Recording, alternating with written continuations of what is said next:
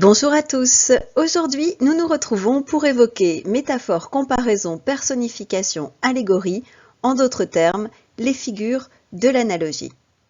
Pourquoi est-ce que l'on parle de figure de l'analogie? Une analogie, c'est une ressemblance entre deux éléments pour lesquels on va identifier des éléments, des caractéristiques communes. On va parler par exemple de deux situations analogues, ou bien on va raisonner par analogie quand on compare deux situations entre elles. J'ai parlé à mon père, il était d'accord. Par analogie, je peux supposer qu'en parlant de la même chose à ma mère, elle sera d'accord également. Une figure de l'analogie, ce sera donc un procédé d'écriture que l'on va utiliser, qui va rapprocher deux éléments parce que ces deux éléments ont des caractéristiques communes. Par exemple, lorsque Verlaine écrit « Il pleure dans mon cœur comme il pleut sur la ville », il souligne ici que dans les pleurs comme dans la pluie, il s'agit d'eau qui coule et qui s'écoule de façon un peu incontrôlée.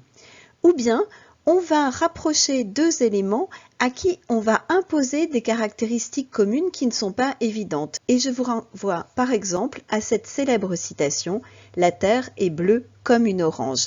Ici, une analogie est créée entre la terre et une orange, non pas sur leur forme, ce qui serait assez commun, mais sur leur couleur bleue, ce qui évidemment a de quoi surprendre. La figure de l'analogie, elle va donc permettre de créer des images mentales chez le lecteur ou l'interlocuteur et elle va souligner certains traits de caractère commun entre un comparé, l'objet que l'on compare, et un comparant, ce avec quoi on le compare. Il existe principalement 4 figures de l'analogie, la comparaison, la métaphore, la personnification et l'allégorie. Et je m'emploie maintenant à détailler chacune d'entre elles. Nous commençons avec la comparaison. Vous avez sous les yeux deux exemples qui, tous deux, sont du fait du poète Baudelaire. Le premier exemple, « Tu ressembles parfois à ces beaux horizons qu'allument les soleils des brumeuses saisons » et le second, « Le violon frémit comme un cœur qu'on afflige ». Dans ces deux comparaisons, vous pouvez voir que il y a mise en regard d'un comparé que j'ai souligné sur la page, tu et le violon frémit, et d'un comparant que j'ai passé en gras. Et vous pouvez voir que la comparaison permet cette mise en regard du comparé et du comparant grâce à ce que l'on appelle un outil de comparaison, aussi appelé un comparatif. Dans le premier exemple, le comparatif et le verbe ressemblent. Dans le second exemple, le comparatif est comme. Voilà pour la comparaison. Je m'intéresse maintenant à la métaphore et vous avez sous les yeux un exemple de Victor Hugo qui écrit « L'ennui, cet aigle aux yeux crevés ». Dans la métaphore, vous voyez que un comparé, souligné ici, l'ennui, et un comparant, ici passé en gras, cet aigle aux yeux crevés, sont mis en regard. La comparaison fonctionne donc exactement comme la métaphore, à la différence qu'elle fait cette mise en regard sans outil de comparaison, ce qui suppose une plus grande proximité des deux éléments. Il existe deux cas un petit peu particuliers de métaphore. La première, c'est ce que l'on appelle la métaphore in absentia. Dans cette métaphore, le comparé n'est pas exprimé. Je vous donne un exemple, extrait également de la poésie de Victor Hugo, cette faucille d'or dans le champ des étoiles. Ici, vous n'avez qu'un comparant, cette faucille d'or que l'on trouve dans le champ des étoiles. Le comparé, qui est la Lune, dont vous voyez bien les relations, les caractéristiques communes qu'elle entretient avec une faucille d'or, n'est pas exprimé.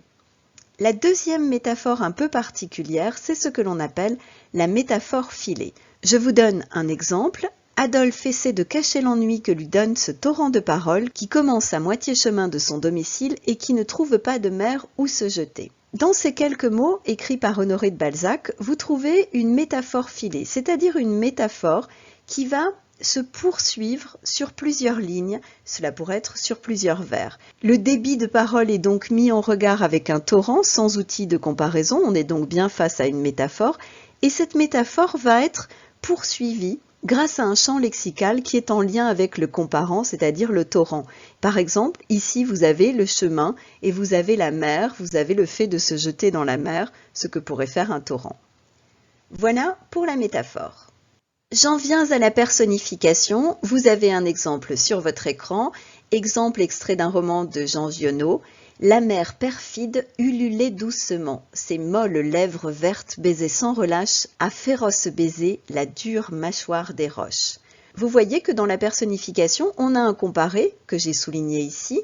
Ce comparé, c'est une chose, une idée ou un animal que l'on va comparer à un être humain.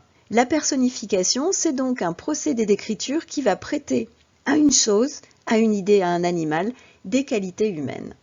La personnification n'utilise pas d'outils de comparaison. Deux cas particuliers pour terminer l'étude de la personnification. Le premier, c'est lorsqu'un être humain est comparé à une chose. Il s'agit donc de l'inverse de la personnification et l'on parle alors de réification. Je vous donne un exemple. Emprunté au langage commun, on parle de quelqu'un en disant qu'elle andouille. On le compare donc à une chose. Il s'agit d'une réification. Deuxième procédé d'écriture très proche de la personnification, c'est lorsqu'un être humain est comparé à un animal. On parle alors d'animalisation. Je vous donne là encore un exemple. Je dis à ma mère que je veux sortir ce soir et ma mère sort les griffes. Il s'agit donc bien d'une animalisation. J'en ai terminé avec la personnification. On passe à la dernière figure de l'analogie, c'est-à-dire l'allégorie. Je vous donne ici 4 exemples. Le premier, extrait de la poésie de Baudelaire, Le temps mange la vie. Et ensuite, des exemples issus de notre culture commune. Marianne est utilisée pour représenter la liberté. Pour représenter la paix, on utilise en général la colombe. Et pour évoquer la mort, on parle d'une grande faucheuse. Une allégorie, c'est une représentation imagée d'une idée abstraite. L'idée abstraite est donc le comparé qui peut être explicite comme dans le vers de Baudelaire, j'ai souligné le temps, ou bien comparé qui peut être sous-entendu. L'allégorie va donc être une mise en scène de cette idée abstraite. Et l'allégorie, vous le comprenez, c'est une forme particulière de métaphore. J'en ai donc terminé avec ces figures de l'analogie dont il faut retenir tout d'abord qu'elles permettent de rapprocher systématiquement deux éléments, qu'elles vont jouer sur l'imagination du lecteur ou de l'auditeur pour faire apparaître des images mentales, et enfin qu'elles sont principalement au nombre de 4, comparaison, métaphore, personnification et allégorie. Nous en avons terminé pour aujourd'hui, il ne me reste donc qu'à vous souhaiter une excellente journée.